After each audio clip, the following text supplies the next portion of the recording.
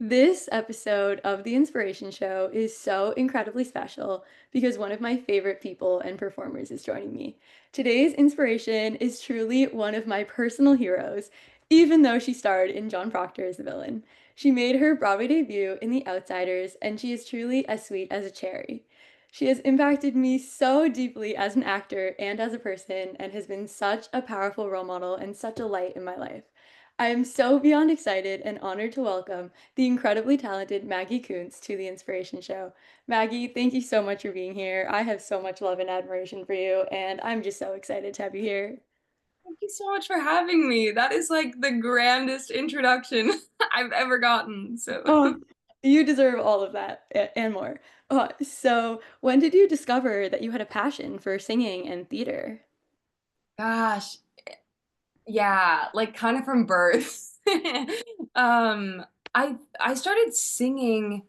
I mean, even I think before I have like memories, I have like my parents have videos of me at like 1.5, 2, just like singing songs. Um, and my grandma was like, yeah, she had such an appreciation for the arts. No one in my family was really like involved in music or the arts, but my grandma just like really loved and appreciated it. So she would sit with me and like teach me songs when I was very, very young. So I really look at that and I see that as like the sort of beginning catalyst because I had the passion in me. I just needed, songs to sing and people to teach me. And then when I was like 7 or so, I started taking like little piano lessons and voice lessons. Um, and then I had a friend, like a classmate, who did. I'm from St. Louis, and she did shows as a kid, like at the Muni, which is a wonderful professional theater there. And I just remember like wanting to, yeah, do what she did. So I was like, I'm gonna audition. And so then, yeah, that place was like, that was where I did my first, like, well, that's where I saw my first ever musical was at the Muni. I was like 3 or 4. I saw Annie with my mom. I saw like The Wizard of Oz. I showed up in a little Dorothy outfit. And then yeah, that was like the first show I did was also a production of Annie. And I was like just one of the orphans in the back. But yeah, very, very grateful to have had that like as a resource, throughout my whole life, but especially when I was really, really young. Oh, Um, I love that. And I love how it always comes back to Annie. It always comes back to Annie. I think I've done Annie like 5 times. Like Oh, from between the ages of like 9 and 18, like about 5 times. and the Muni is just such an iconic theater. So having that kind of been your first kind of experience too in such a crazy awesome theater like that's incredible. I feel so lucky. I used to like, especially in college, because I just grew up doing stuff there all the time. I don't know, I had a weird like complex about it. Like, what if I never work or do shows anywhere else? I'm just, um, but no, it wasn't like that at all. It was such a catalyst into so many other things. But the people there, like, really were so nurturing and so wise and smart and had so much to teach me. This year was really, really special because um, the cast of John Proctor, we got to be like at the Tonys. We all had like we're sitting in a row together. And this year, the Muni got like a special Tony Award for like the Regional Theater Award. So it was just crazy that like the first year that I was like, well, with the Outsiders we performed, but I was there this year, like at Radio City watching the show. And I knew, the two people that went up to accept the award, like I was just like, I know both of these people and I know like just beyond a shadow of a doubt that like I wouldn't be sitting here if it weren't for those people. who are also here at the Tonys accepting an award. It was a really like full circle moment. Um, yeah, this is very cool. It's incredible to watch those 2 stages of your life kind of unfold in front of you at the biggest event of the year for us theater people, so that's incredible. Yeah, it was that exactly. So, what would you say really inspired you to become a performer, and who's been an inspiration of yours throughout your career? Oh, those are yeah, that's a great question. Um, I mean, some of it is like I remember like the Wicked cast recording was really big for me. I mean, these are like the most cliche examples, but I remember seeing the Les Mis tour when I was like 12 and it came through St. Louis. And that was one I didn't know the show as well beforehand. So I just like I had never heard music like that before. Um and I didn't know like I was feeling things that I didn't even have names for, you know. It like it impacted me so much and yeah, it definitely like that was an experience that like solidified like, oh, I want to do this. Um growing up, I yeah, I'm trying to think of people specifically. There are so many, honestly. Um I don't know, like Sutton Foster comes to mind, especially growing up, being like a dancer as well, being a tall woman. um, yeah, I also just watched a lot of like old musical movies. So like Judy Garland, like, you know, Julie Andrews, like just voices that really stole my heart from when I was very young. I was like, "Oh, I want to sing like that." Like there's a special sauce to that. And then also it was just like honestly the people that I was around, like the older girls at my dance studio, the people that would come through and do shows at the Muni, you know, and for them they're there for like 10 days and then they leave.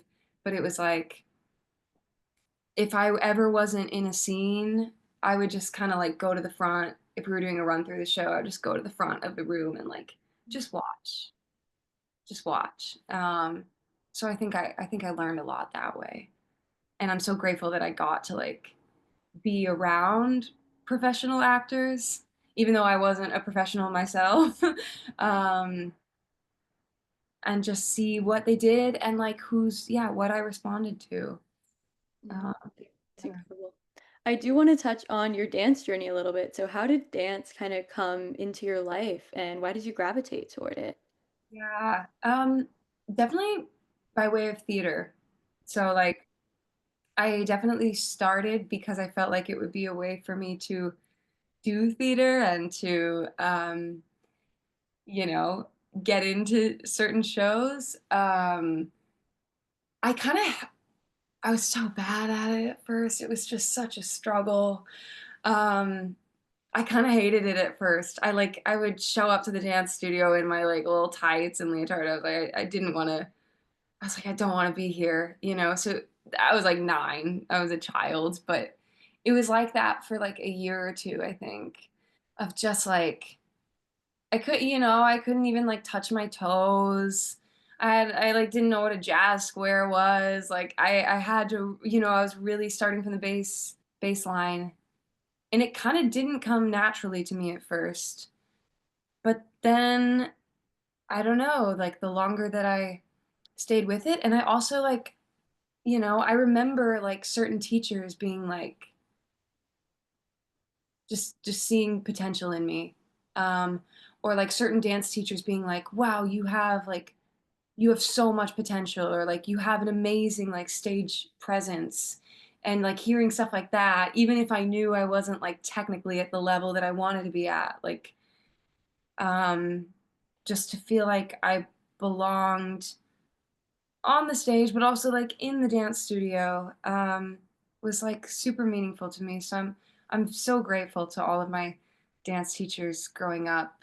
Um, but then once I really leaned in, it became something that I grew to love so greatly, and now it feels like such a part of myself as an artist, and like yeah, such an important way that I can express myself. Um, it's been amazing to have been doing a play for like the last 8 months or whatever, and I certainly hope to do more plays. I certainly hope to act, on TV and film and um, but musical theater will always like be in my heart whether I'm doing it or not. And I certainly know that like dancing will always be in my heart, and like the work that I do and the way that I express myself as a dancer and as a singer will like I don't know, it will always factor into me. It will like somehow be there even when I'm doing work that doesn't require singing or dancing. I really do feel that way. Yeah, I know. I relate to that so much personally because I started dancing and then theater came into my life, and I realized how intertwined they were Yeah, because dance gave me so much confidence to go out on a stage and perform and tell a story. And that's why when I say, like, they say triple threat, but I also think that triple threat is so intertwined in the way we do what we do because each skill gives us so much confidence and a different tool to do the other skill. And I think that's the beauty of musical theater. it is. It is. Yeah, yeah. And I think, I mean, so many of us, once we kind of get the bug and we're in the theater world, everything is so intertwined that you don't always see like how one skill is affecting the other, but like it's so true. Yeah. So I true. say it so many times on this show, I can like trademark it as my catchphrase that Yeah. being bit by the theater bug is the greatest gift you will ever get. It's the best. Oh, Yeah. I'm I'm so great. Like it I mean, I'm not that old, so it's not like I've lived a whole lifetime thus far, but like even just going to school for musical theater and moving to New York, like not having a clue about what was going to happen, like it it's a life that like has its difficulties. And I've like at many times, I mean, I'm still questioning myself all the time and like doubting myself. I've had times where I've like doubted whether I was like good enough to do this or whether there was a place for me in this world, but like I will say I've kind of always known that it was what I wanted. So I'm grateful for that. Like I've kind of never doubted that it was like the path for me. yeah. No, Like you bitten by the bug, it was like there was no going back. I don't know. Yeah. no, you're an angel with the voice of an angel, and watching Oh, you on stage is the most angelic thing ever. oh, sweet. So we touched on it a little bit, but can you take us back to the first time you experienced theater and how you were feeling at the time? Oh yeah. Yeah, I was like, I must have been like 3 or 4. And I remember, yeah, I remember there were also like a lot of little girls on the stage too. So like that was cool. And I was like seeing a story about them, which was me.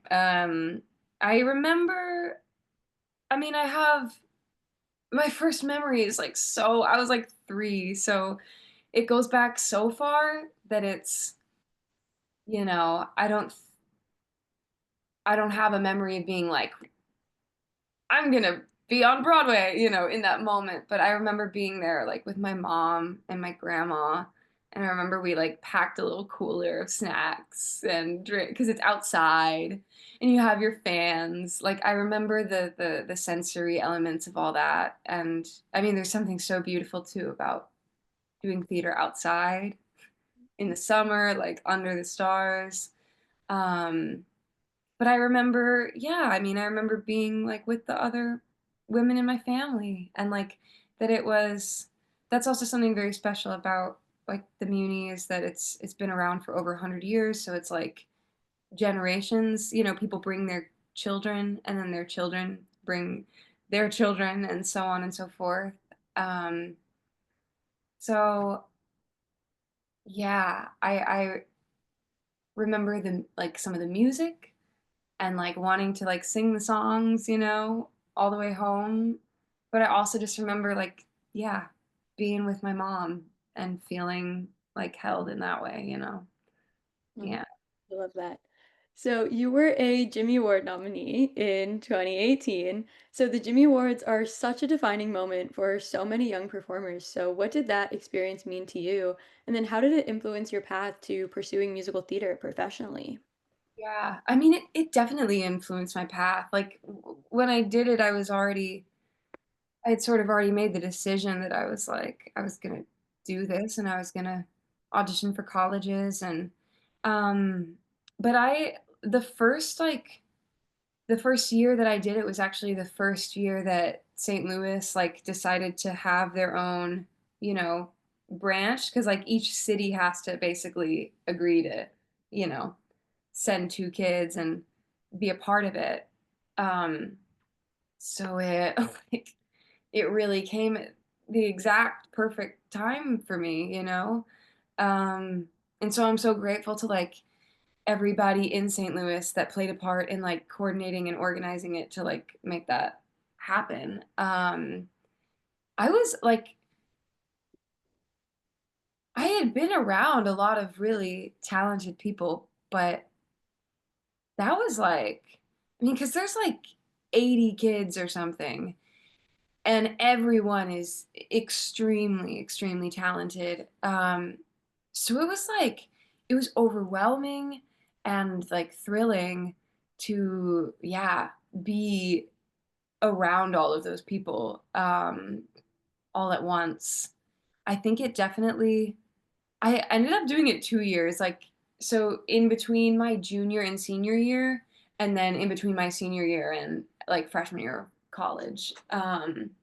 So doing it like right before my senior year, right before I was about to like audition for colleges and things, it really, I mean, I was gonna be like driven anyway, but it did like it lit a fire under my ass a little bit. It just like seeing the magnitude of everyone's talent and skills and like what sense of who we are like with whatever we have at 17, which is sometimes a lot. Um, and so, yeah, I don't know. I feel like it made me, as I went on into my senior year of high school and auditioned for colleges, and then the next year, like preparing to go to college, it made me like feel safe and empowered to like rise to that. Um, It's a crazy 9 days, you know? You don't sleep a whole lot. It feels like such a whirlwind. You're meeting so many people. And it feels like and you still feel like you're a kid. But then the crazy thing is that, like, yeah, we were all kids, but, like, m a great many of those people I have gone to school with, I have worked with, I still cross paths with. At audition, like I've seen shows that they've been in, uh, whether we're like, regardless of like whether you're tight knit with everybody or not, like we all have ended up in each other's orbit, and it's beautiful to see people at like 16, 17 with that fire of like, I'm gonna do this thing. And now, like 8 years later, it's like we're doing it. So yeah, it was really cool to kind of be there at, what was such a catalyst for so many of us. And it's such the beauty of the theater world, being so tiny that you get to start off these incredible beginnings with so many people, and then you're all out doing the thing, working professionally as actors, being on Broadway, being performers. It's so special to see that beginning stage and then where you are now and where you're going to keep going. It's so special that you get to cross each other's worlds. Yeah, I remember there's one person I met like at the Jimmy Awards one year, and we like sort of developed a friendship and we were like hugging goodbye. And we were like, yeah, maybe I'll see you at college auditions or something. And I was like, yeah, what if we end up going to the same college? And then we like ended up going to the same college, you know? So it's, yeah. Oh, Um, yeah. that's perfect, and that takes me right into my next question so perfectly. Perfect segue there, thank you. So you attended the University of Michigan, where you obtained a BFA in musical theater, hashtag go blue. So how did your experience at UMich influence your development as an actor and prepared you for a career on Broadway? Yeah. I mean, it prepared me big time. I'm I was so grateful to have one, gotten in. It's so like auditioning for colleges is it's it's such a crapshoot in terms of like acceptance rates and what feels right, and obviously just like tuition rates and there's so many factors.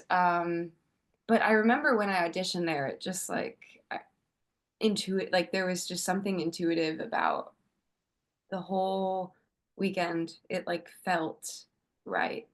And there were so many like little synchronicities and just like things I was like, oh, I can like I could see like a life for myself unfolding there. Um it definitely like I really it is a very well-rounded program. I grew a lot. I went to school for musical theater. Like I kind of had hoped to like I was like I hope I can still dance and sort of like maintain the work that I've been doing, but I grew a lot as a dancer, I will say, like through those 4 years. I grew a lot as an actor. I hadn't had a whole like I'd done a lot of musicals, but I hadn't had a whole lot of acting training. I think I did my first play like my junior year of high school, and it was like a huge experience for me of like, oh wow, yes, wait, like this, all of this that I've been doing my whole life, but like this. Um, but that's a relatively short amount of time, so I was able to do a lot there and like take some classes with other acting majors. I took some dance classes with the dance majors. Like I did a lot of student theater before the pandemic, and that was an amazing experience. Like I just felt like I had so many different creative opportunities. And so it and to do like devised theater, like more experimental stuff, like that was just yeah, those were just like worlds that I got to step into that I had that I had never been able to um try out. So it like really, yeah, expanded my artistry in so many ways. And I found that I was like game for a lot of it, which was awesome.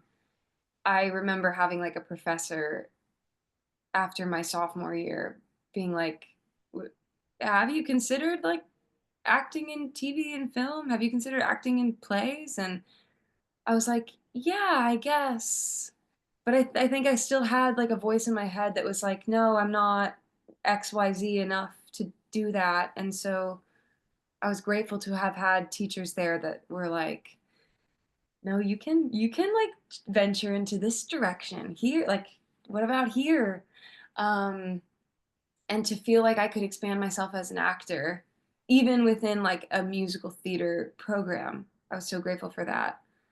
Um, I also was in school during the pandemic. Like it happened the second semester of my sophomore year. Junior year, we were pretty much all online. Senior year, we were like back in class, but with masks, and then sometimes online, like sometimes a little bit hybrid. So it was like my freshman year was like the only truly fully in-person year, which is like weird to think about. So it also tested my love for this. in many ways. Um, and like, yeah, I'm sure there have been many people you've talked to that have spoken about like what their experience was like during that time trying to be an artist. Um, but yeah, I mean, I think it gave us all a different kind of like resourcefulness, but it also is important for me because sometimes these musical theater programs can feel a little bit like factories. And I don't mean that as like a like, but I kind of needed to get off of the assembly line for a second. Um, and even though it was tragic because we were like trying to act into Zoom screens, it was also like, oh yeah, this thing that I'm, up to that point had been like taking or just grasping onto so tightly. Like I needed to I needed to loosen my grip on it a little bit because it's art, like so it has to flow. And like sometimes you do have to like you have to work for it, but you also have to like let yourself be led and like surrender to whatever moment you're in when you're in it. Um, so like I needed to like learn the yin part of it because I had been drilling for so much of my life. So whether that was intentional or not on the part of the University of Michigan, it was like it was a part of my experience and it was important. And I mean that's been an ongoing journey too.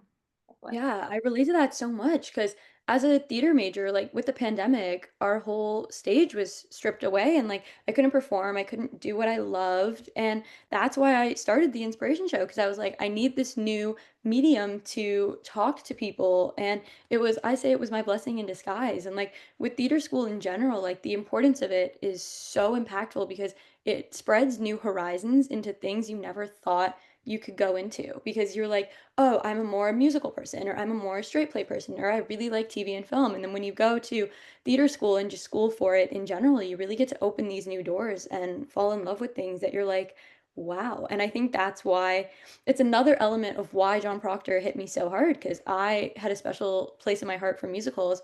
And then I saw John Proctor and I was like, oh my God, I love straight plays. Like it's so cool to see the way that school does that and also, one of the best ways to study in theater school, but outside of it, is going to see theater. yeah, And it's just so incredible to see that impact. yeah, it was amazing, like, just hearing people at the stage door be like, "This is the first play I've ever seen." I was like, "Yes!" 'Cause I Yeah. remember that feeling of, like, seeing a play for the first time, being in a play for the first time. Like, musical theater has I think it has a farther reach because you can make a cast recording and, like, the music can be accessible. Whereas with a play, it's like you have the script, you can like go to the drama bookshop and buy it and read it, but you can't really capture the essence of it. Um, so it's great that like cast recordings exist and that like national tours exist. But usually it's musicals that are going out and doing those things. So it's if you're not like from a place where there is like a theater company, in your town or city, like um just plays aren't going to be generally as widely accessible. But it's such a, it's such an important part of theater. So, And I oh, didn't realize the impact of actually sitting down to read a play. Because, like you said, like if somebody recommends me a musical, the first thing I'll do is I'll go listen to the cast recording. But with plays, you can't do that. You got to read the script. And I remember reading the script after I saw John Proctor and falling in love with it all over again because of the little notes that Kimberly leaves in the script. And I'm just like, wow, I didn't think about this when I was in the theater because I was watching it with my own two eyes. But when I'm reading it and I get the minute to process it on my own time, I was like, Whoa, I know. I was telling everyone in the cast, I don't think I told you this though. After John Proctor, after the line, I mean, we all know what I'm talking about. After the scene, I was telling everyone, I was like, I needed a minute to pick myself up off the floor before the next scene started because I couldn't believe it. Yeah. I was Yeah. like, whoa. Oh, It's did not see that coming.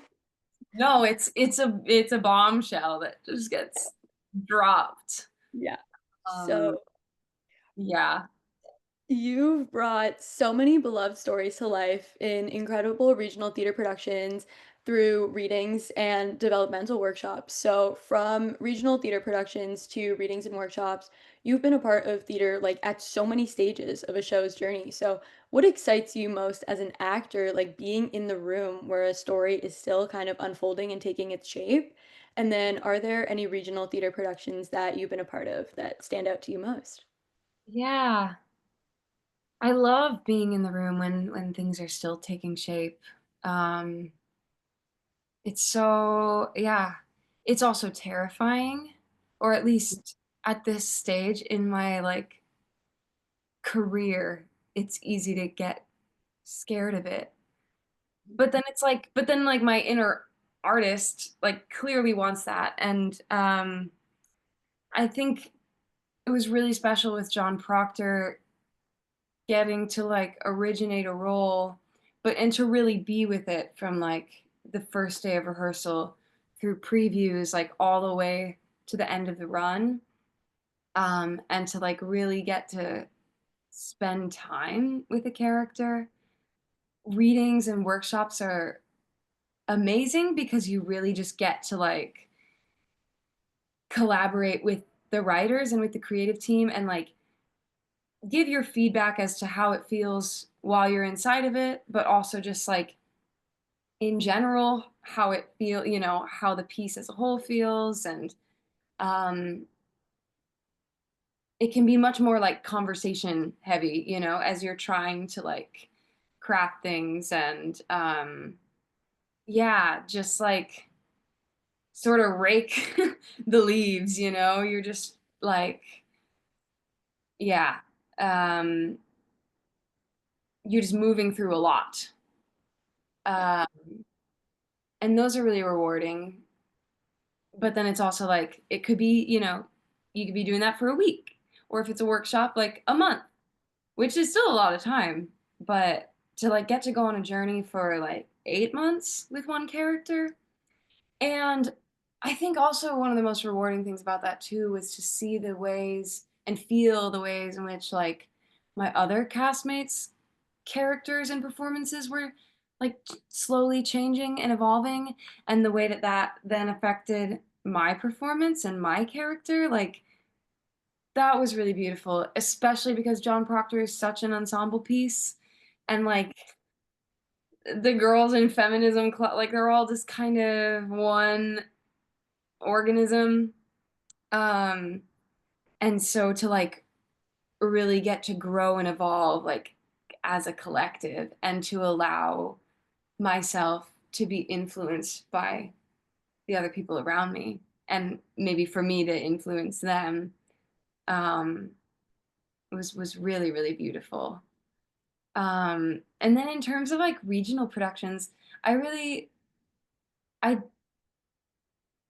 I haven't done a whole lot like since I graduated, but about like 2 summers ago, I did Beautiful, like the musical about Carole King and her life, and um, that was yeah, that was a really rewarding experience.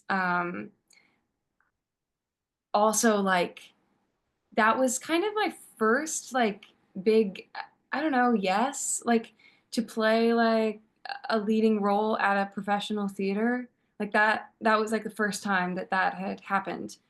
And the role is actually it's like such a I mean, it's her story. So like she like never leaves the stage. There's like 20 different costumes. She sings like 12 songs, which was like I was like, "Oh my God, people are gonna just sit with me for like and listen to me sing for like 2.5 hours." Like that's intimidating. It's really intimidating.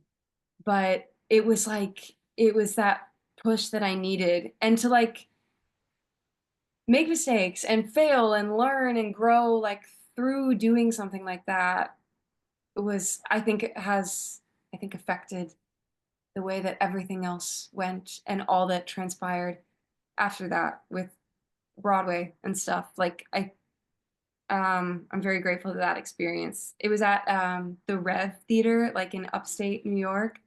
Amazing theater, amazing people. I'm so grateful that, like, yeah, that, like, they took a chance on me when I, hadn't when I didn't really have the experience that I have now. Like, it is those first yeses, or, like, those, yeah, the people and places that, like, take a chance on you or give you an opportunity, before you have credits or whatever, that, like, honestly mean the most. So, yeah. So, out of all the roles you've stepped into regionally or in developmental projects, are there a few that stand out to you for specific reasons? Mm. Yeah, Carol is really lovely because it's about her music, it's about her life, but it's also just like there was something really universal about it, about just like a woman who's like learning to trust in herself and her talent and her what she's worth and her own beauty, whether like inner or outer. And like that's the final song of the show is beautiful. Um and like to go through that every day was like so meaningful. I enjoyed I don't know if this like this piece has gone through so many different iterations and stuff. So I don't know what iteration it's currently in, but I was a part of the Gatsby workshop, not the Great Gatsby, but the Florence Gatsby. And that was also like, whoa, this is such an iconic character. What am I going to do with her? What do they want? Like, what is, figuring out like what everyone's vision was. But a much talked about character in literature. So Daisy was like, that was yeah, a very formative experience. I also loved playing her because she's like kind of an anti-hero. She's kind of, yeah, um, amoral in her choices and beyond like the facade of what she presents as. Like you see, she's, you see her act on self-preservation, but then it's also she's a woman in that time. So some of it is like just her own principles or lack thereof, and some of it is, you know, the circumstances and constraints that she's placed in. So it's like who's, but she's also responsible for her own choices, and she doesn't make great ones. So that sort of dance of like, is it the character's fault? Is it society's fault? But like, we also have to take accountability for our own actions. It was awesome to play somebody like Carol King, who's like just so good natured and like open and honest. Um, but it was also fun to play a character with like, yeah, kind of a skewed moral compass, and who like isn't always sympathetic. Look Uh, at you putting your green light stamp on everything. yeah. Yeah. So you made your Broadway debut in The Outsiders, understudying the roles of Terry, Beverly, and Marcia. So before getting cast in the show, were you at all familiar with the story, and why did you feel the need to be part of telling this story? That's a great question. Yeah, I read the book when I was in like eighth grade or seventh grade. Um, so I remember the book. And then of course I like reread it once I knew that I was, gonna be cast in it. Um, I think like especially upon rereading the book, I was like, you can kind of just devour the whole book in like a single afternoon. And I was so struck by like such a profound story being told in like such simple language, like language that a teenager would, write and speak in and understand. Um,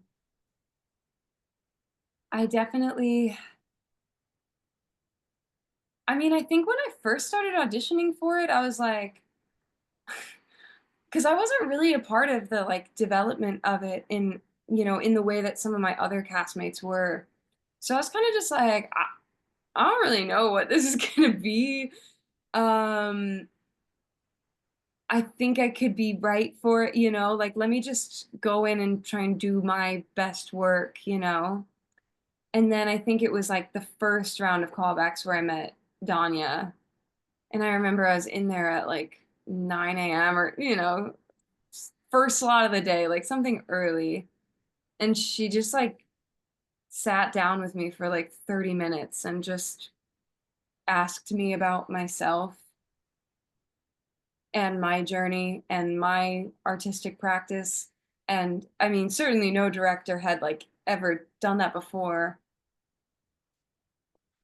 And even in that like initial callback, it wasn't like a work, like we didn't work on it too much or make any adjustments. We did that more in like later iterations, but just feeling seen in that way and in the energy of like the creative team and like the intention that I could tell they were approaching this with, I was like, whoa. And then I was like, if nothing else comes after that audition, like I just had an awesome 30 to 45 minutes and like I will carry that with me into everything else I do. Um I remember, but yeah, but then it ended up being like, oh wow. I think there's just because it is such a well-known like so many people have read the book in middle school. There's a Francis Ford Coppola movie that's like out, so many people have seen that. Like the source material was recognizable enough and it's teenagers and boys fighting. Like it could have, I think, there was like there was a lesser piece in there that could have still been a success and made money, but like everyone in the creative team and everyone in that room in the company of actors like I think approached it all with so much sincerity and so much like intention and integrity that like I look back and I really admire. um and I yeah, so once I think it was like day 3 of rehearsals or something. This is so silly to think back on, but we spent like 2 days on music, um, just learning it. And then like the third day we did like a full, or maybe it was the second day, I don't remember. We did like a full read through of the script with and sing through with all the songs that we had been, learning. And I don't know. Maybe like act 2, I just started crying, like soft tears at first, and then I just kept crying and cry, and then I was like kind of sobbing. I was like around all these people that I was just meeting, but it really like just sitting and listening to the show that we had before us. It really like cracked something open in me, and I was like, wow, I'm very happy to be here.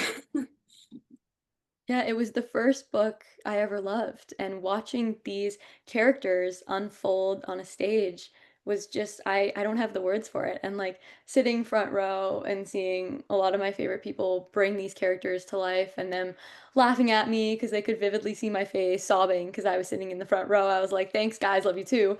But it's so incredible to see the impact that this story has on audiences, whether they've seen the book, they've seen the movie, or the musical is their first introduction to The Outsiders because it's been so strong from generation to generation.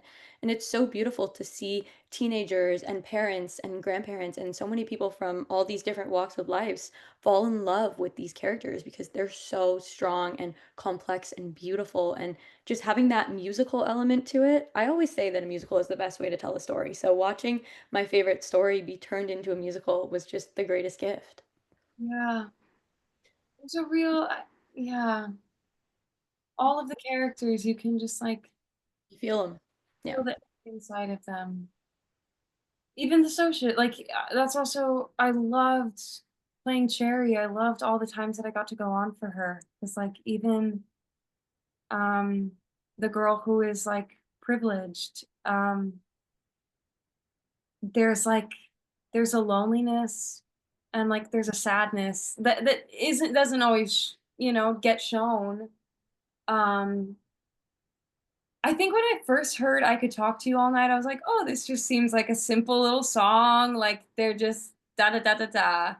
And then once I like finally, I don't know, once I like started working on it and like singing it and working on the scene that leads up to it, I I was like, I don't know, there were times where I would just feel so, I was like, why do I feel like I want to cry in the middle of this very Yeah. song? But it's The every scene character up just to is, it. It's one of my favorite parts of the show.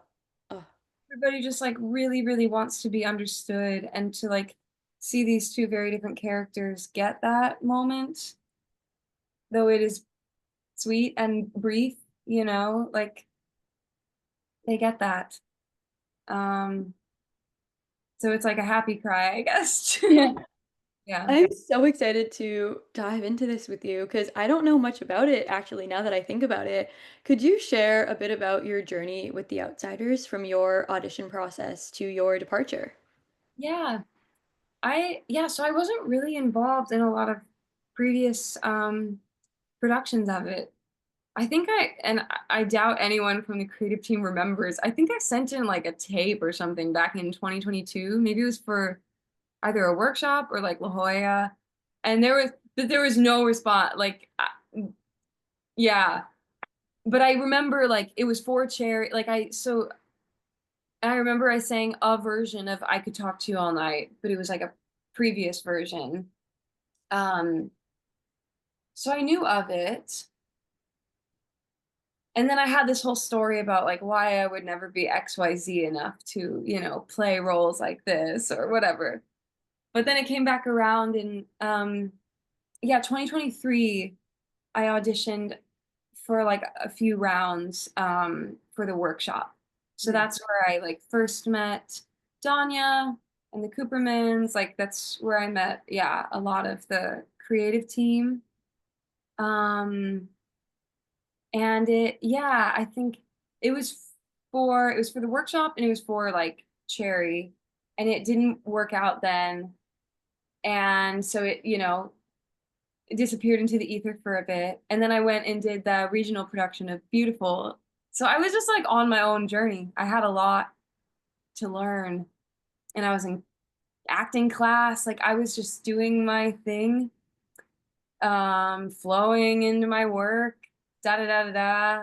And then in like early November, I just got an email from my agent and they were like, yeah, they're seeking like a swing and understudy who could potentially cover these parts if you'd be open to like going back in for it. And I remember I was like on a plane back to New York and I like got that email right before I was about to take off in the plane, like, and I was like, oh, this could, as I was like boarding the plane, I was like, this could be my Broadway debut. I don't know. And that was like the first thought, weirdly. And then I was like, okay, well, I'm going to take this plane ride to like think about whether I should go in for this. And yeah, but then I just, I was thinking about the creative team, everybody that I had met. I was thinking about the piece itself, and I was just like, yeah, I want to be a part of this, of course. And then I still, so I was like, okay, yeah, yeah. And I remember like getting that email in my inbox for the appointment. It was like in person final callback for The Outsiders Broadway. I was like, oh fuck, like I don't know if I can swear. No, no, no, you can. It's like this is what's gonna happen this week, you know? But then I don't know, a couple months had passed, like it came back around. I think I was just so much more at peace within myself. I loved the material. I was just excited to do it and to share it. And I don't know, it kind of felt like I all I needed to do was just like walk through the door, and then I did it and it felt quite simple. Like it didn't feel like this grandiose thing of like I crushed that audition. It was just like simple. And my mind was like quiet as I walked out the door, and I felt like at peace. So I just think that was like a powerful indicator of like sometimes, yeah, when it's just simple and quiet, that means we're like actually doing our best work. And then, yeah. And so then it was just that one audition for the Broadway production. And I then mean, 2 days what later, was, yeah. and then my whole life, changed. Um, I got, I saw like I got off my shift from like the coffee shop I was working at, and I saw that my agent had left me a voicemail at like 11:11 a.m. And I was like, "Oh, I think this is a Broadway. I think this is the Broadway call. Like I think this is that." I just like knew. And so I needed to like I was in my apartment and I was like I need to leave my apartment. And so I went into the stairwell because I was like I just need to not be in my because like what if they say like you're like okay what if they're calling me just to say like you're still in the mix, like we're going into the weekend but that it's nothing set in stone. Like sometimes it's a call about that, but I was like if this is the call I just need to like Be grounded. Yeah. stairwell and like hold on to the railing. And then I just sort of floated back down the stairs and went back into my apartment. It was like, whoa. Um, yeah, it's like it's like a quantum jump is Yeah. what it, And yeah. and 2 weeks is such a quick turnaround. And I love how you said that your audition felt so simple because, but with you it feels so simple. Like something about this feels right. And like I guess it did. It did. Yeah. No, and that song too is like I did that song and Hopeless War for the audition. And like, yeah, that both of those songs, but especially I could talk to like its power lies in its simplicity. So yeah, to trust that is good. So, what was your favorite part about portraying these roles and getting to tell this beloved story on Broadway? Mm. I loved, yeah, I loved playing Cherry because like when I would go on for Cherry because she has such like a natural like charm and charisma and confidence that like just sort of exudes out of her and people notice her because of it. Um but there's like this inner like softness and like curiosity, desire to like really know more, a desire to like really step outside the box. Um, so like both sides of her were just so equally beautiful to me. Um, and I think playing a character too that like has her own troubles, but also like doesn't always understand the troubles of others, but like has a real sense of compassion, um, which is sometimes all we have in this world. So, and she like wears that on her sleeve, or at least grows to, throughout the course of the show. And then I loved playing like Marcia and Beverly. I love like the drive-in scene is so fun being any of the socias because like you're just like improving in the back the whole time. Like there are so many stories going on. I mean, you've probably seen the show and like know it well enough to like Yep. get an inkling of what all is going on back there. Yep. But it's also a testament to like all the people that I was on stage with. Like everyone was pretty down to just like play within the world. And that's also a testament to like Danya and the creative team. Like I also love that like everybody, because sometimes with musicals it's like you have your like principal cast or whatever, and then everyone else is listed as like ensemble. And sometimes that's fine because you're like the ensemble's playing multiple roles. But like with this piece, every single character like has a name, you know? It's like, no, I'm not like I'm Marcia or I'm Beverly or like I'm Chet or I'm Trip. Like they're they're different from each other, you know? And each character, regardless of like how many lines they have, like Marcia has a very different point of view about certain things than Beverly does. And that was like so fun to get to just sort of play with and like discover in real time, like through doing it. Um, and so, you know, grateful to be a part of a show, a musical where like each and every person that is on stage like has their own point of view about what's going on. Um, that was very gratifying. Uh, Yeah. yeah. And my favorite thing to talk about too, like with I did it with the John Proctor swings and Mhm. also with some of the outsider swings and like especially with you and your experience, like getting to portray characters that are so well knit and like they're good friends and like seeing how your understanding of each character kind of impacted the way you step into each one of their shoes because you kind of know all of the different headspaces of all these girls. And then when you get to step into them, you're like, oh, I know how Marcia's feeling about Cherry in this moment, but I'm Cherry right now. But then when you step back into Marcia, it's like, whoa, like it's crazy. It's my Yeah, it's favorite question to ask because I'm like so curious, like what is going on inside your head? yes, it's so funny sometimes, but it's also like why we love acting. Like your like well of compassion is very deep because it's like I was just you this afternoon and now it's night and I'm Exactly. with somebody else. It is especially funny when you're like a swing because it's like you literally might be one person for the afternoon and a different person at night and then a different person like the next morning, you know, it can change very quickly. Um,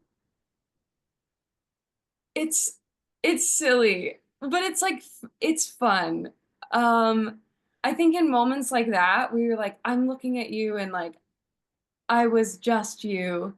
Um, Yeah. you realize like what a special game it is that we're playing, you know? That it is a game and like you play it to the best of your ability. But it's also I always felt it felt like a privilege, you know, when I got to like play multiple characters in the same week. Because it's actually like, oh, I was just Cherry. So I'm like, you know, I have that information that's just like in me and present because I was just doing that. But now I'm Marcia. So it's like leading me to actually think about things in a slightly different way or like discover new things, I think, because I have like the information of the different perspectives. Um, and like you said, it's like these are characters that know each other really well. So I never felt like the work like suffered because of it, you know? It's like Marcia knows Cherry very well and probably knows what like how she's feeling in the moment or like vice versa. Um, so it's like fun in that way. Yeah. And especially with like Outsiders and Proctor, with shows that are so like emotion heavy and like all these characters are in the same scene together. Like when I was telling Noah about it, I was like, Lee and Mason like are probably always on stage together, if not for a couple scenes, because they always enter together. They're such good friends. And we see that with Cherry, Marcia, and Bev, and for Victoria covering all four of the Yeah. girls. And like same with you and Outsiders too. Like you could do the whole show with yourself. To an extent. Like it's crazy when you're a swing. Oh, Yeah. so can you walk us through? what your Broadway debut day was like from the moment you woke up to stepping out on that stage. What was going through your head? Oh my gosh. I definitely I mean, I think my Broadway debut, I remember it was like Saturday, June 1st, and I was on for Marcia. Um, and Sarah Grace had like planned to be away for that day, I think. So it was nice. I mean, it was nice to like I woke up that day knowing that I was going to be on. Uh, like knowing that that was going to be my Broadway debut, and my parents came up for that.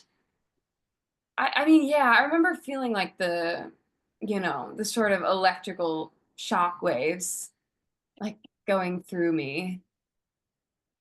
Um, I remember the release. What did I do that day though? I feel like maybe I feel like maybe I like went to the gym or something in the morning to just try and like get some energy out, and like warm up and whatnot. Um,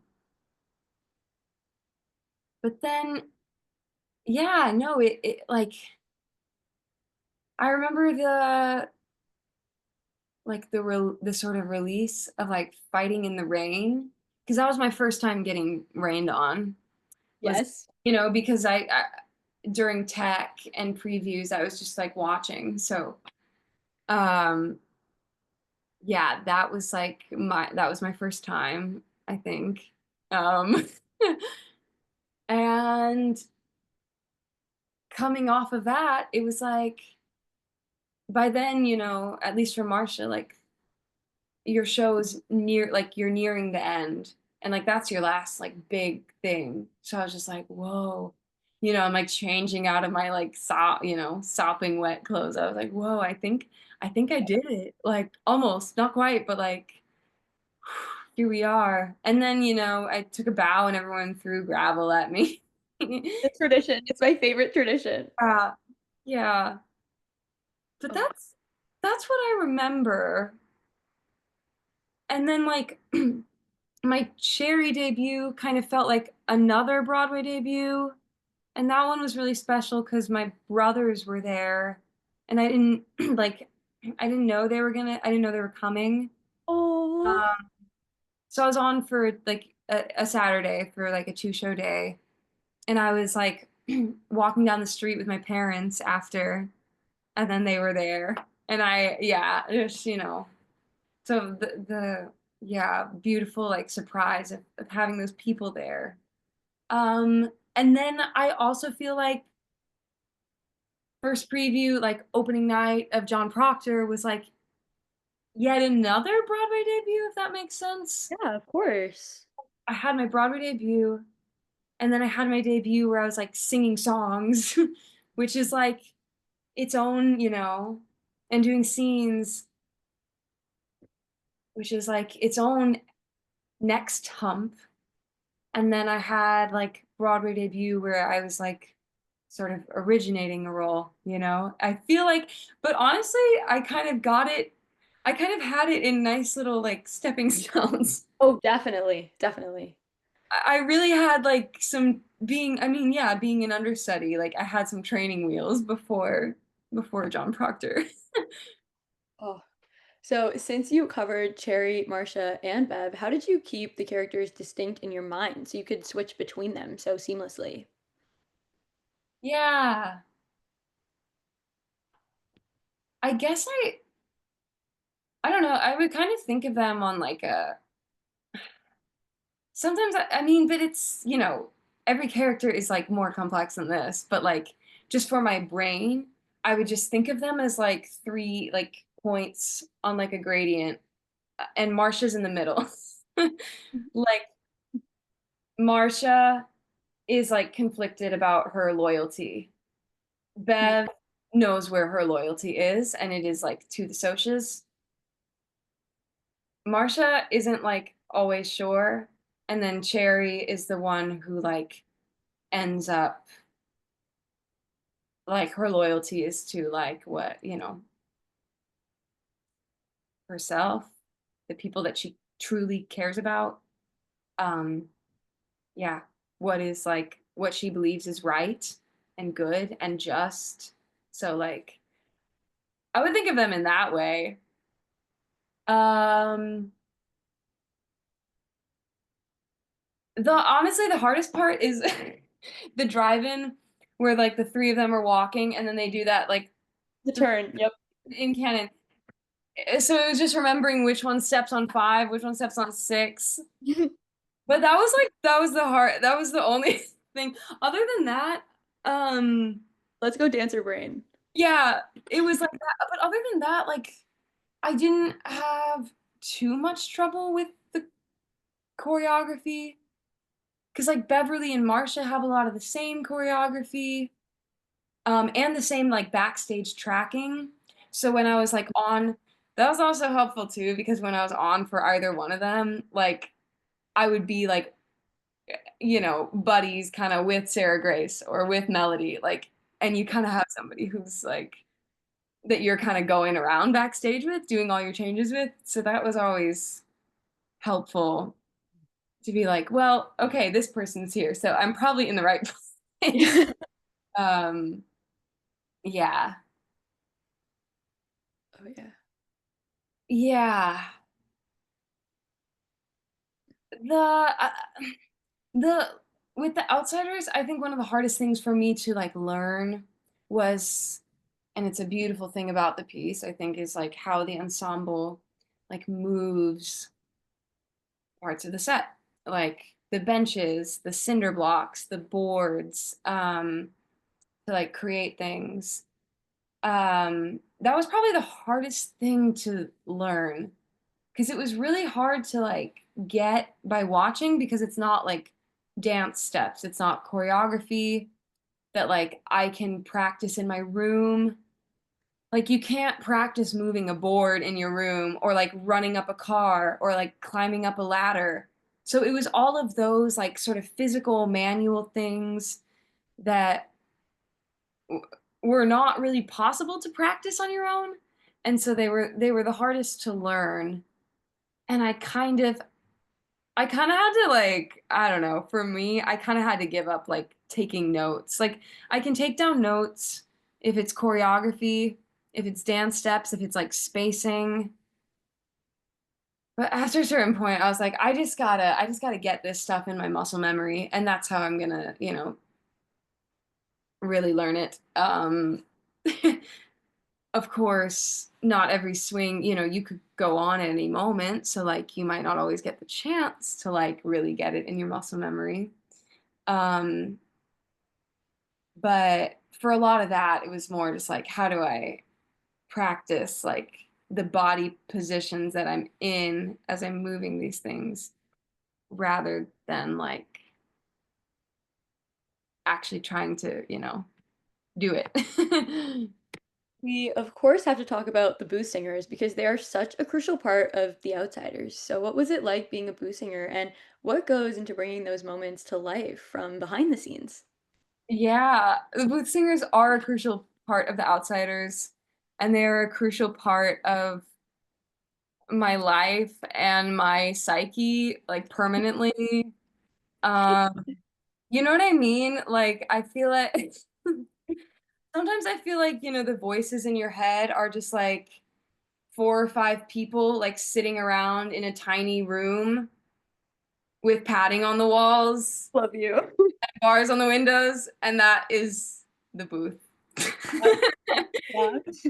And um yeah, I mean I spent more of my time with like the three other booth singers than I did with like anybody else pretty much that whole year, Um but it's yeah, we there's so much opportunity for like fun and silliness Yep. Yep. backstage. I think as like we have, yeah, so I don't know if you've heard from other booth singers. We each have like our own microphone and headset, and there's like a monitor with whoever, probably Matt Hinckley or whoever is like MDing, conducting that day, and we have a monitor of like what's going on stage, so like we can see all of that. Um, I feel like because we were just all we were doing was singing, and it was just the four of us and like our sound, like we really did blend quite well together. Oh yeah. Like Oh, we had our booth sound, and our cutoffs were clean, and we were like super in tune. Um so like it sometimes would feel like we it sometimes feels like you're not doing anything, you know, because you're just like sitting in this tiny room and you feel so far from it. Um but we all really became, you know, we all really became one sound. And sometimes one brain cell yeah. as well. Um, but yeah, I will say like I'm sure the choreography will like live on in my body forever, but like Booth Singer 1 harmonies are like they will never leave. Oh yeah. They'll Oh never yeah. leave. Funny enough you say that. I was just talking about this today with swings like in musicals. Like I just did Next Normal and I played Natalie, and every time I'll watch Next Normal or I'll watch the pro shot now, I just hear it and all I hear are my harmonies. I don't hear the rest of the song. It's just my harmonies and I'm like, get out of my head. Yes, I like I went it was so weird. I went back and saw The Outsiders like in at the end of February with the cast of John Proctor. My world's colliding. Let's go. I know, and they were doing like a little group rate so that people from that show could go and see The Outsiders. And at first I was like, well, why would I go and, you know, see that? Like I know the show very, very well. But I kind of just wanted to, it was so early on in the process, you know, you're wanting to get to know everybody. And I'm so glad I did too, because it was like a nice way to round out the experience and to actually like see you like what we had built, you know? But it was so weird, like the opening number, and I was thinking of my harmonies the whole time, but I could like kind of hear the full sound for the first time. I was like, oh wow. The That's what it sounds like. melody is. Yeah, this is what the melody sounds like. And it's so cool for you to be part of both components of the Danyaverse. Like, that's so cool. Yes. I'm very lucky.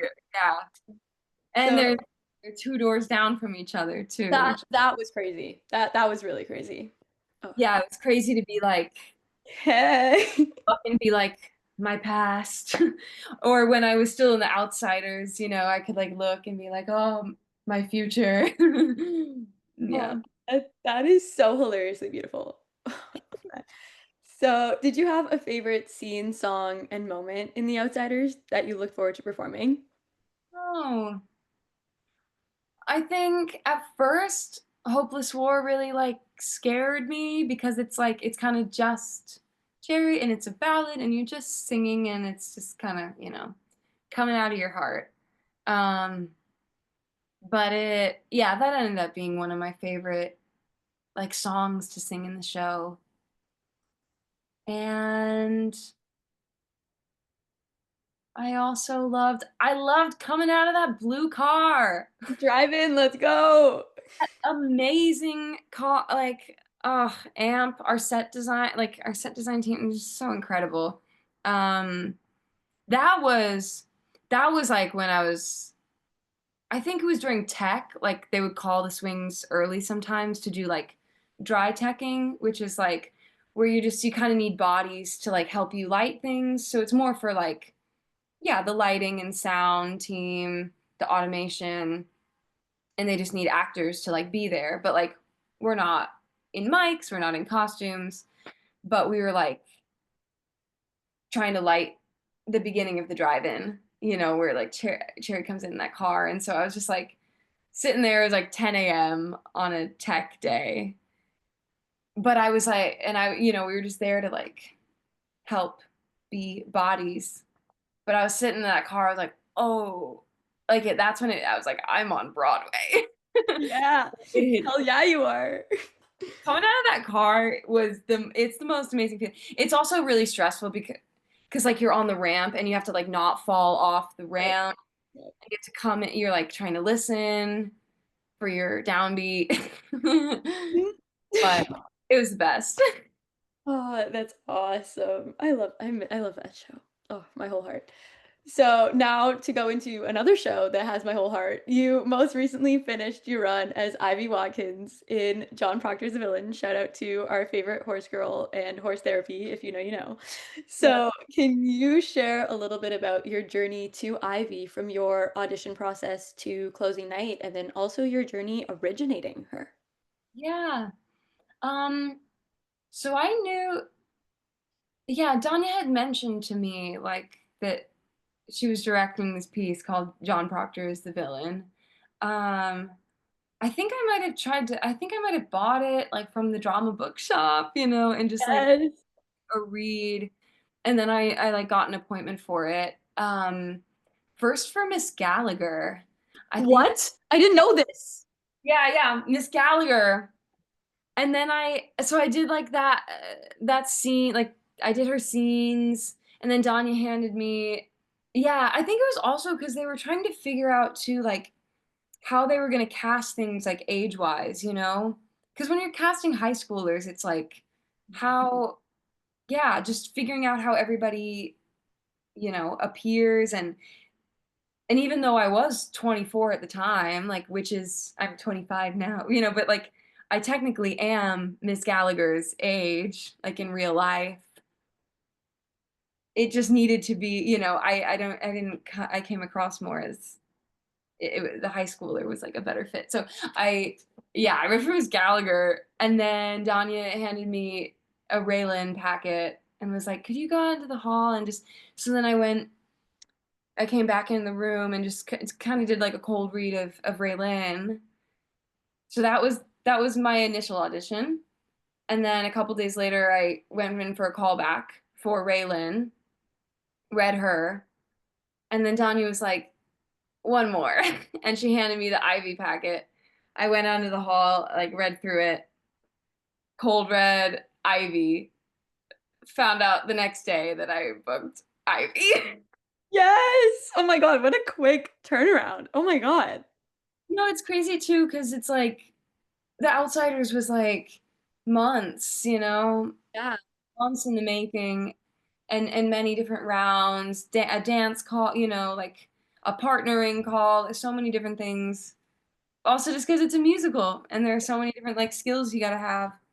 Um, but this was just an audition and a callback, and then I found out. It definitely helped. I'm sure that I already like knew Danya, and Yeah. she knew me, and I, knew how we would work. Um, yeah, it was wild. The callback was on election day of this past November, and then I got a call about it, the day after. Um, which is just it was just wild for a piece like this. Um, yeah. So it was a very quick turnaround. Um, but I think and Amalia also like she read for Ivy first and then read for Raylan. So like we switched. Like there were several people who for some reason I feel like maybe Hagen read for Mason first or something and then switched to Lee. I don't know if that's true. But there was, you And I know, know such Victoria originally went in for Ivy. Yeah. yeah, but it's also again it's like that piece is also such an ensemble centered piece. So it was like we kind of had the ensemble and Yeah. it was like figuring out like what would be the best place for everybody and then it yeah ended up It's being crazy. the best That's group. that's incredible to hear. Like I knew some of it and like I know Noah initially went in for Mason and then they asked him to tape for Lee. So it's crazy to see how like everyone's world kind of like interchanged for a hot second there. That's incredible. Wow. It's So, cool. what were your first impressions of the script and what aspects of it drew you to the show? Because I will forever say until the day I die, this is the best play I have ever read and will ever read. Yeah, I really enjoyed. Yeah, I really enjoyed reading the script, I found, you know, I just kind of kept Yeah. scrolling through it. Um, I like,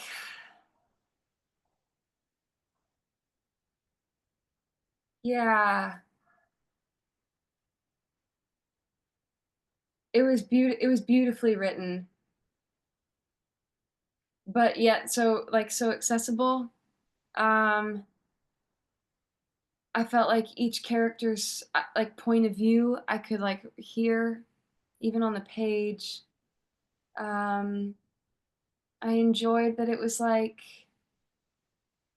yeah, it was about a bunch of teenage girls talking to each other, but like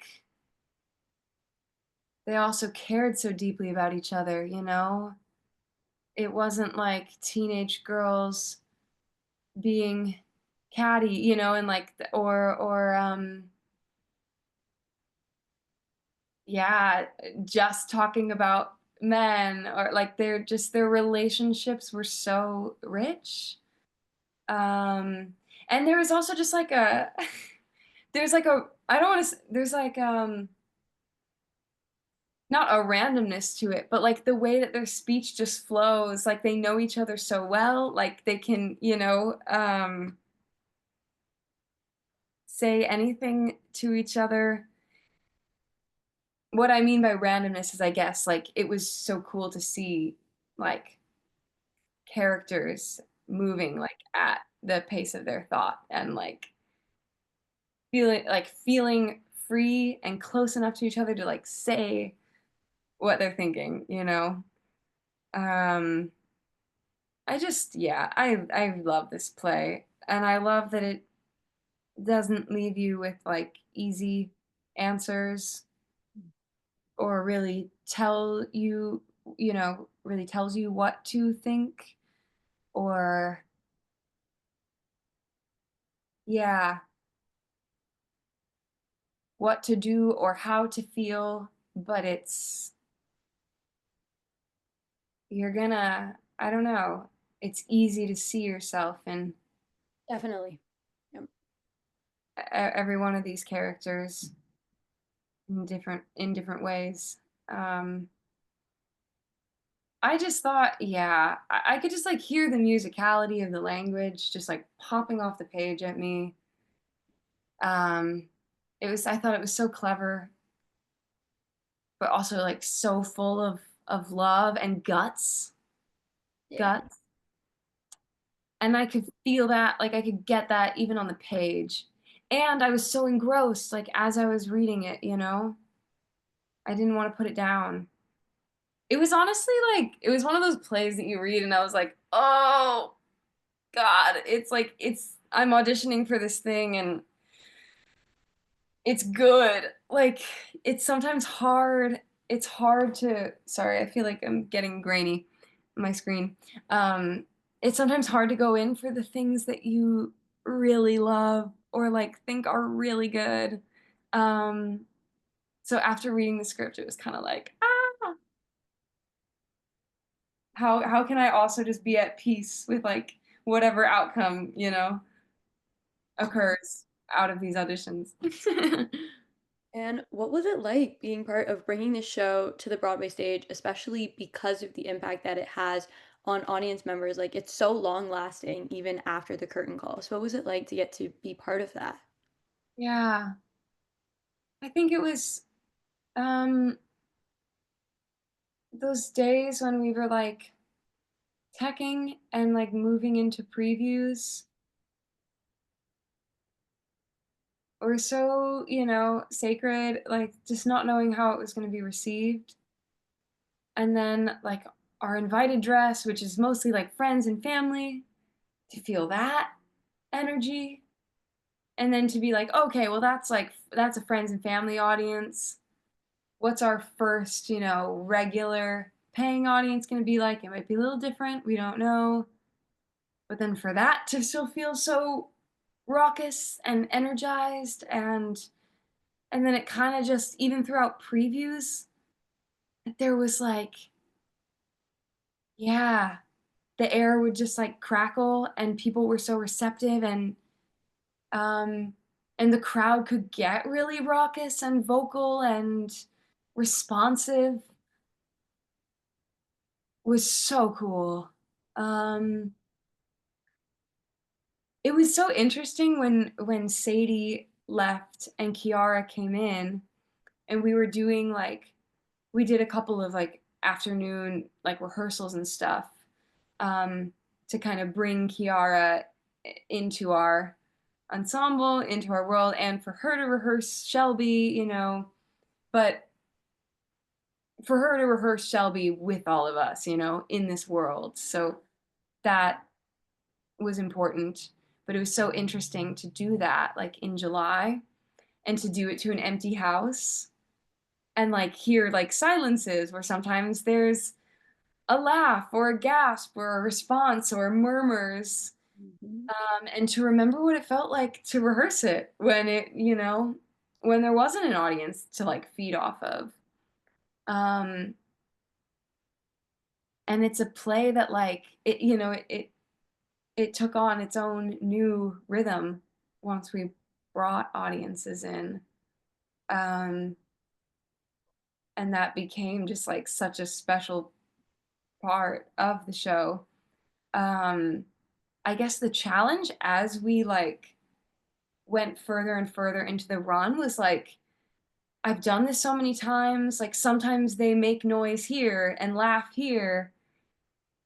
How do I stay in the moment and not like hold for a laugh, but also let them give them enough space to respond, Um and not like bulldoze through like to like let the audience have their response, but to not anticipate, what the response would be from night to night, even after we had done it like over 100 times.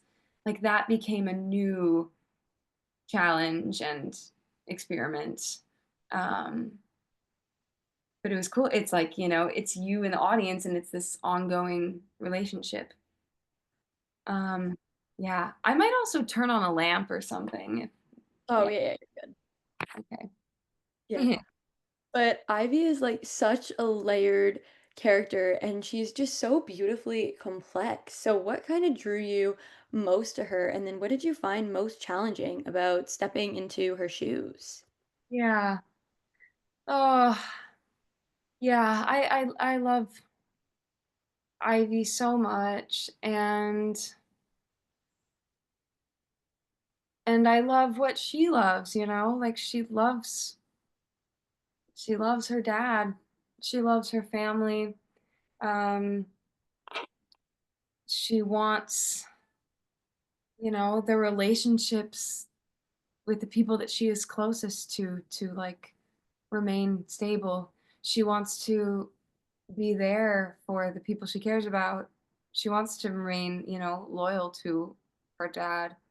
She also wants to remain loyal to her friends and the sort of like the realization of like her inability to do both at the same time. Um, I don't want to say, I guess I was talking about this with Gatsby of like an anti hero. I don't want to call Ivy that, but like the fact is that like her ending is not necessarily redemptive or a happy ending, it's not a happy ending. um and even though like she's choosing to sort of turn away from a truth, and the truth of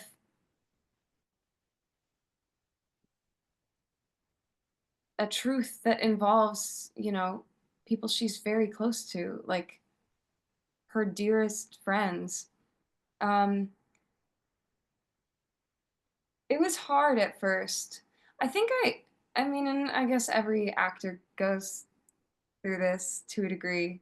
Like just getting over the little like it feels so elementary to like want to be liked on stage or want want the audience to empathize with your character, want wanting the audience to, yeah, not hate your character, which, like, there was, I was, like, afraid that that would, or there was a part of me that was afraid that that would be the case, or, like, but that was something that Danya said even when we were in previews, of just, like, you don't have to make a case for your character, you know?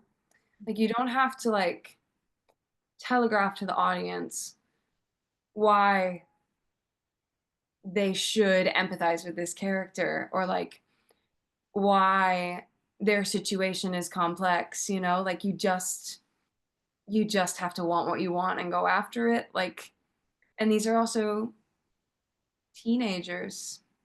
Like, that's also what hit me so hard night after night, like, playing her was just like, she's 17, and she's sort of being forced into this position of, like, having to, like, make decisions, or, like, choose sides, or make decisions that, like, no one ever should have to make, but especially no one her age. I think one of the hardest things, like, for me, was, for this character, was just, like, so much of her journey, and her, like, dear one of her dearest relationships is with a character that you do not see, and, like, so much of what goes on in her arc and in her journey does not happen on stage. Um, so that was always an interesting thing to, like, fill in for myself, and to, like, how do I yeah, how do I, like, dig deep and get this as close as it wants to be, and as fleshed out as it wants to be, and then also just get on stage and just be in the moment of everything that's happening there. But yeah. um, yeah. And since you originated Ivy, was there anything about her that kind of surprised you as you got to spend more time with her throughout the run? Hmm. Yeah, that's a great question. Let me think about that.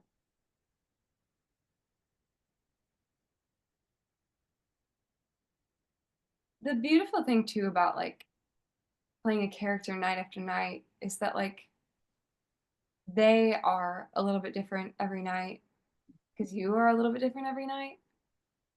So, like, I don't know. Yeah. Some nights I feel like Ivy was a little softer, some nights there was just a lot more anger. Um, yeah.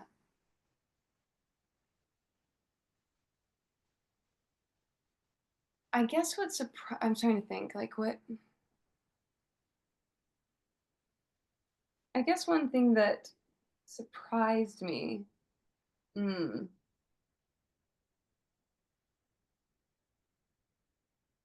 sorry. You're I'm, good. like, Time. in the weeds.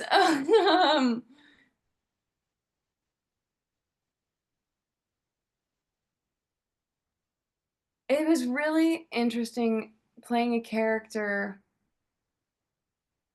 that sort of, like, is choosing what to look at, Mm. and what to turn away from, and, like, what they can't look at. Um, so, like, that was always an interesting thing, like, night after night, to be like, what does she really think internally about what's going on, and about her dad? And, like, when does she truly feel like she believes, or, like, desperately, when does she want this to be true, and when does she waver? Um, And that was like always an interesting thing to explore night after night because sometimes it would come at different moments for me. Like sometimes like scene 10 with Mr. Smith and like the thing that Lee says about Ivy's dad and like the aftermath of that and like the sort of public humiliation of that. That was always a moment where I was like,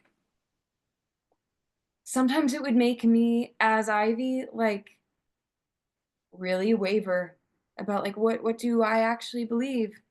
And then other times it would like something that hurtful would just make me go like, and then it's like, no, it's this because it has to be this. Because if it's anything else other than this truth, like I can't go on, you know? Um, so I guess the most like surprising part was like reconcile, I don't know, kind of the balance of my like inner and outer world, like what I was saying versus what I actually like believed as the character. And it was kind of different from night to night. Yeah. Yeah, now that I actually am kind of sitting here with you thinking about it, what you said, it didn't really click until now that a lot of Ivy's character arc and her development happens off stage. So I Yeah. kind of wanted to ask, was there like a particular scene or moment in the show that you kind of looked forward to performing every night, even if it was emotionally intense? Because so much of her story we did see on stage, but there was a lot of it that happened off stage as well. Yeah. No, and that was always like something to, because you do a show, I mean, you do a show enough times. So, like, sometimes just getting myself like ready for a particular scene, like, sometimes I wouldn't be in my thinking mind too much. Like, sometimes it's just about getting your body like just emotionally open and like present and ready to do that. But especially in preparation and even throughout the run, just like I would think a lot about just like what she's hearing at home, you know, and of course all of the things that happened at home, but like um the words she's hearing, you know, the narrative that she's like clinging on to. Um I really it's so interesting because it's like sometimes the scenes that you I felt this way with like Hopeless War and The Outsider, like sometimes the scenes that you like fear the most at first end up being the scenes that you love doing the most. And I really loved getting to do scene 13, which is the screaming scene. Yeah. But like Beth and Ivy have such a lovely little scene where like they like say so little and so much at the same time. And there's so much that they can't say to each other. And I felt like that, I don't know, that scene always, that was a scene that always felt kind of different every night. And like in a way that I loved, you know, as I didn't really know what was going to happen. And then from it, from that little two-person scene, then the other girls come in and they're all, it was just like all four of us just in that classroom together trying to figure out what's going on, how we feel about this, but also trying to take care of each other at the same time. And then we scream. Yeah, Uh, and then we scream. Oh, so that scene always felt like so alive in so many different ways. And it was like, no matter what happens, like we get this big release. yeah. And because I didn't get to like dance at the end, I was like that scream was always like important for me to do. And to like release some stuff, you know, that I've been carrying throughout the show.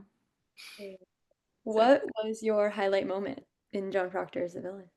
mm, oh, like just in the run of the show in Yeah, general. in general, in the run, yeah. Mhm. There's a night before the Tonys. Mhm. Um, a snob, a Saturday night on My Broadway fave. I love a good snob.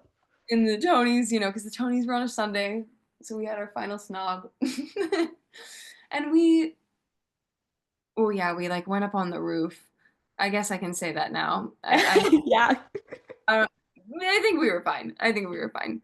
We like went up on the roof, and we were just like kind of standing in a circle, just talking about the experience and like expressing gratitude and like what the experience had been for us this far.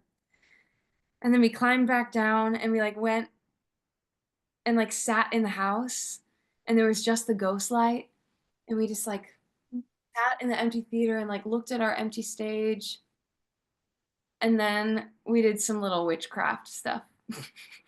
That's what we do. That Oh, is what we do. we had these magic beans, um, and we screamed into the beans. I hope I'm not giving anything like, yeah, too secretive away, but Into the Woods that's meets John Proctor as the villain, ladies and gentlemen. that's good. And we won 0 Tonys, but Which we do still not had get me a started magic on. time. Do not get me started. It was okay. I mean, everybody feels differently about this. I didn't I didn't care, but I also was like not up for like like a performance Tony. Like it's so different for everybody when it's like your work, when it's your work as an individual that's being recognized and is up for that versus like just when your work as a collective is being Yeah, recognized. And um we had a grand old time yeah, regardless. Um but yeah. yes. That's what matters, that you had a good time. So we have to talk about it a little bit. Alongside from being a star on stage, you've also stepped into the TV and film world. So how does your approach to acting change when you're working on TV and film compared to being on stage? And then what do you love most about each medium? Hmm.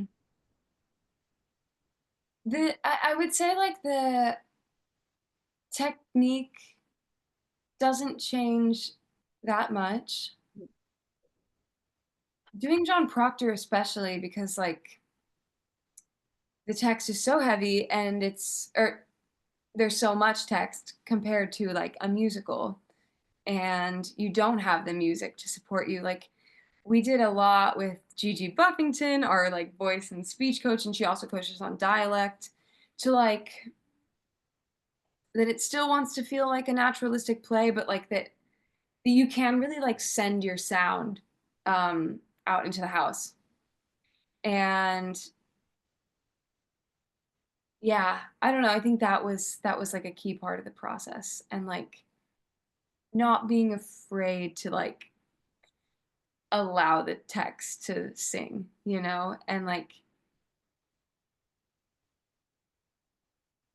that you might feel like you're doing too much, but really it's like it's helpful for clarity because it's like all about the words that you're saying. It's a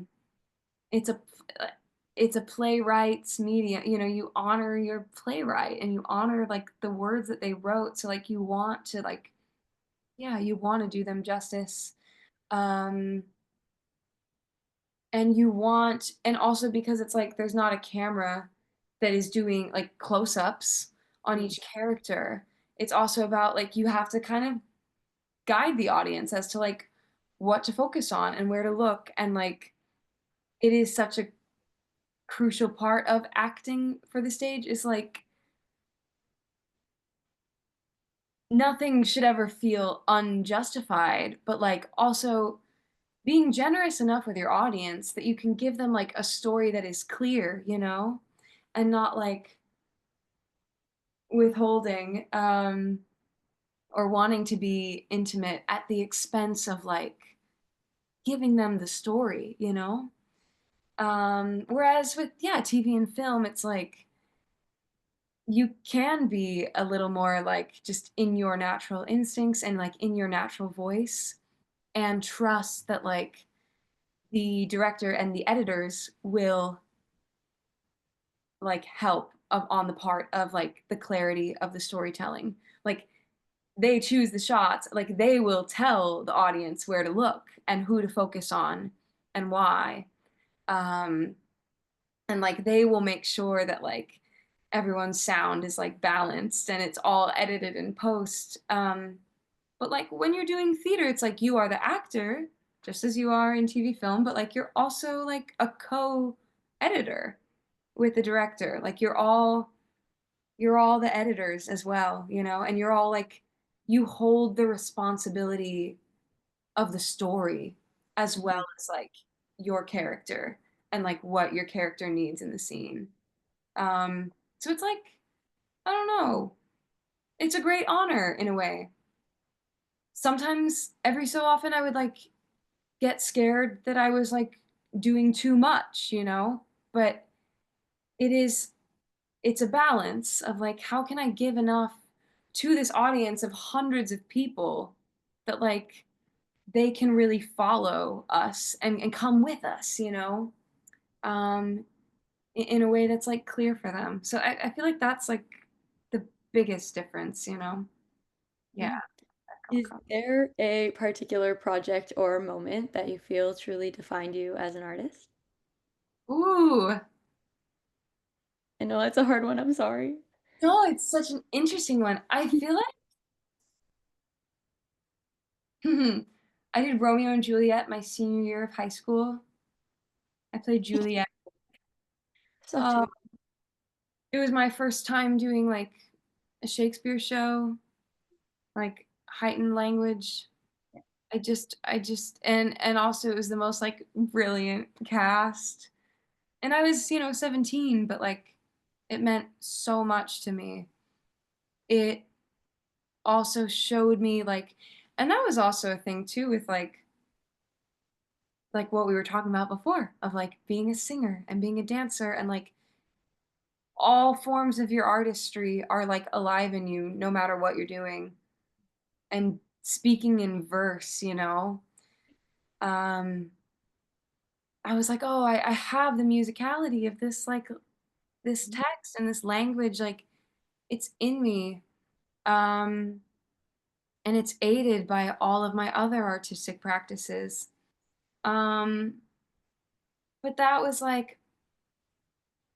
also a moment of like, oh wow, I can do all of these other things outside of musical theater, and I can do really fun musical comedies, and I can also tell stories that like really move people or that sometimes have tragic ends, and like I can handle that. Even though I'm a sensitive person, I can hold that.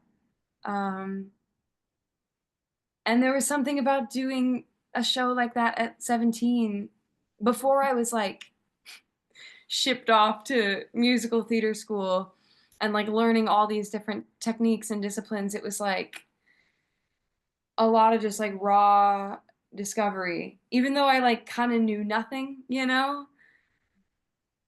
I was like, my instincts were like waking up in me. Um, and I mean, I'm also just so grateful that like these projects that feel like they're big career moves, like doing The Outsiders and John Proctor is the villain, and that they've been very like successful Broadway shows. Like I'm so grateful that like these like big career jumps were also such great like artistic jumps and like learning experiences and meaningful experiences. I think coming in to, and again, I love musical theater, so like I'm not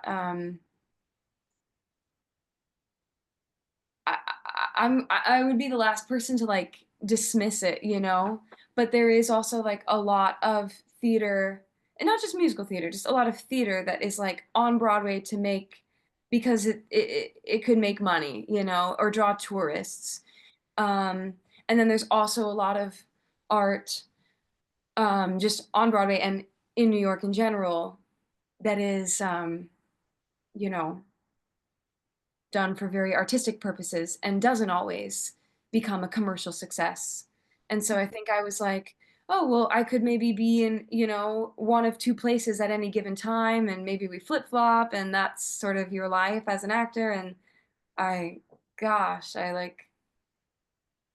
I couldn't have imagined that like my first Broadway show doing a very commercial endeavor was something that was also so that I felt like had so much artistic integrity and was so artistically fulfilling. Like I was like, wait, I get both at once. It was um so I also just feel so fortunate, to have done the shows that I've done in New York. And I've learned so much from both of them. Yeah. So, looking back on everything you've achieved in this industry, what advice would you give your younger self entering the industry? Mm, yeah.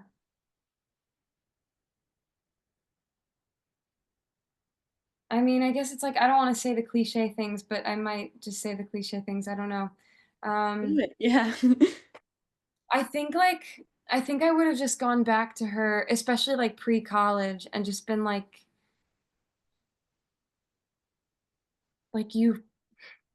"You got it," and, like, your instincts are they're right.